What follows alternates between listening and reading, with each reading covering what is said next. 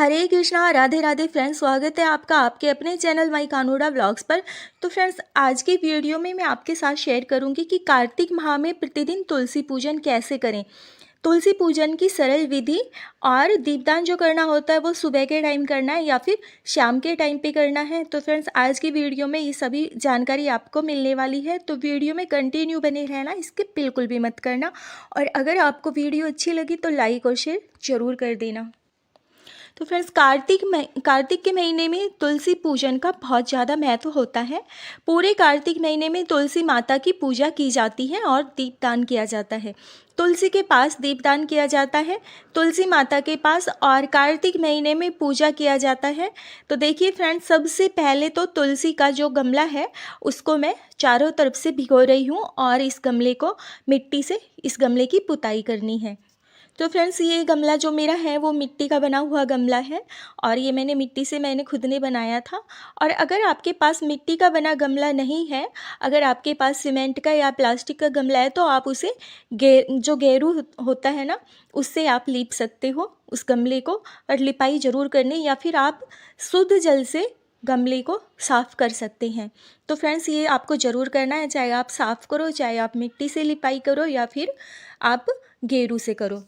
और फ्रेंड्स, गमले की अच्छे से लिपाई पुताई करके, अच्छे से जहाँ पर हमारी तुलसी है वहाँ पर जगह साफ़ करके, पोछा लगाकर, धोकर, और फिर उसके बाद तुलसी को अच्छे से साफ़ कर लेना है। यानी कि जो पहले के धागे वगैरह होते हैं बंधे हुए, कलावा बंधा होता है, और जो चुनरी उड़ा रखी होती है माता को, तुलसी माता को, वो सब हमें हटा लेनी है। और फ्रेंड्स, जो भी तुलसी माता को चूड़ी पहनी हुई थी, वो हमें उतार कर विसर्जन के लिए नहीं रखनी है, उसे हम खुद पहन लेंगे, इसलिए कि माता का आशीर्वाद है। उसमें तो हम खुद पहन लेंगे। और जो कलावा वगैरह है, जो भी माता को, जो हमने तुलसी में जो हमने बांध रखा है, और चुनरी है जो हम पहले से ओढ़ा रखी थी माता को, वो हम विसर्जन के लिए रख देंगे। पुराने वाला चुनरी जो है वो विसर्जन के लिए रख देंगे और हमें माता जी को नई चुनरी उड़ा देनी है। और फ्रेंड्स, फिर उसके बाद हमें पूजा करनी है। तो ये देखिए फ्रेंड्स, मेरा गमला बिल्कुल रेडी हो चुका है, मैंने अच्छे से लिपाई पुताई कर दी है। और अब हम करेंगे तुलसी माता का पूजन। तो फ्रेंड्स, तुलसी माता का ना पूजन करते टाइम हमें सारा श्रृंगार का सामान लेना है, दीप धूप लेने हैं, फूल लेने हैं और मिठाई लेनी है, फ्रूट्स लेने हैं। अगर आपके पास फ्रूट नहीं है, मिठाई भी नहीं है, तो आप बताशे भी ले सकते हैं। तो चलिए फ्रेंड्स, सबसे पहले तो हम दीपक प्रज्वलित कर लेंगे, इसलिए कि हमारी पूजा का जो साक्षी होता है ना, वो दीपक होता है। तो देखिए, आप तिल के तेल से भी दीपक प्रज्वलित कर सकते हैं या फिर आप घी से भी दीपक प्रज्वलित कर सकते हैं, ठीक है। और फ्रेंड्स, दीपदान जो है ना, सुबह शाम कैसे किया जाता है वो भी मैं आपको बताऊँगी, तो वीडियो में अंत तक ज़रूर बने रहना, ठीक है। और सबसे पहले हम दीपक पूजा में प्रज्वलित कर लेंगे, इसलिए कि पूजा का साक्षी दीपक होता है। तो देखिए, गमले में, अगर आप गमले में जगह हो तो आप गमले में रखिएगा, और नहीं तो आप जो है नीचे किसी प्लेट में करके भी दीपक रख सकते हैं, या फिर अक्षत का आसन देकर भी आप दीपक को रख सकते हैं। बट पेड़ को कोई नुकसान नहीं पहुंचना चाहिए, इस बात का आपको ध्यान रखना है। उसके बाद जल समर्पित कर लेंगे, जल चढ़ा लेंगे हम तुलसी माता को। और फ्रेंड्स, दीपक प्रज्वलित करके और धूपबत्ती दिखानी है और धूपबत्ती लगा के पुष्प अर्पित करने हैं। और ये देखिए फ्रेंड्स, फिर पुष्प अर्पित करने के बाद फिर जो कलावा होता है ना, वो चढ़ाना है माता को वस्त्र के रूप में। क्योंकि, और अगर आप चाहें तो कलावे की जगह आप कोई साड़ी या फिर सूट भी तुलसी माता के गमले के पास रख सकते हैं, या फिर तुलसी माता का जो गमला होता है ना, वहाँ पे आप साड़ी भी बांध सकते हैं तुलसी माता को। और फ्रेंड्स, कार्तिक माह के पहले दिन, शुरुआत वाले दिन ही माता को चूड़ी ज़रूर चढ़ा लीजिएगा, और चूड़ी वगैरह भी माता को चढ़ा लीजिएगा, और माता का अच्छे से, मतलब कि श्रृंगार करके तुलसी माता को अच्छे से सजा कर रखिएगा।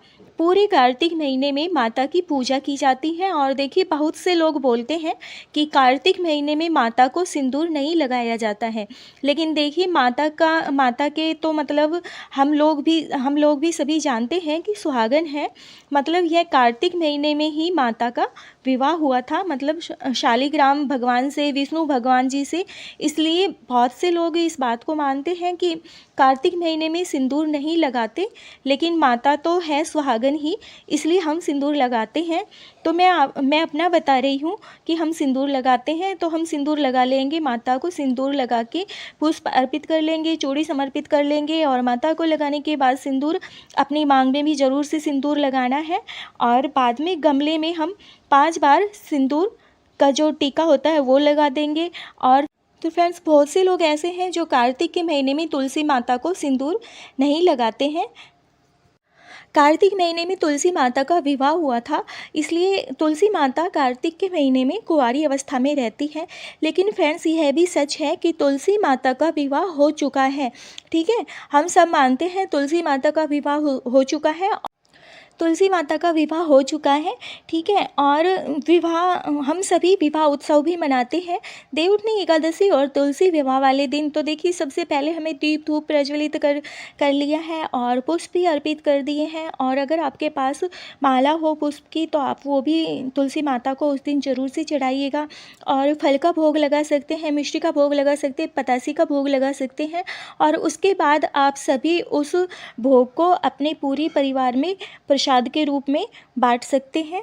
और फ्रेंड्स, उसके बाद हमें आरती कर लेनी है तुलसी माता की।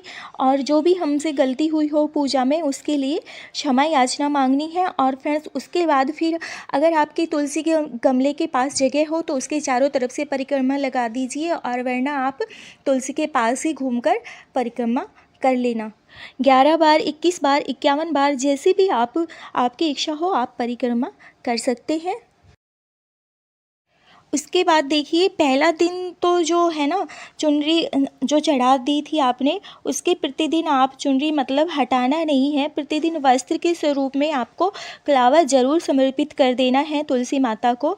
डेली आप छोटा छोटा टुकड़ा करके कलावे का, और प्रतिदिन आप तुलसी माता को ज़रूर चढ़ाएं।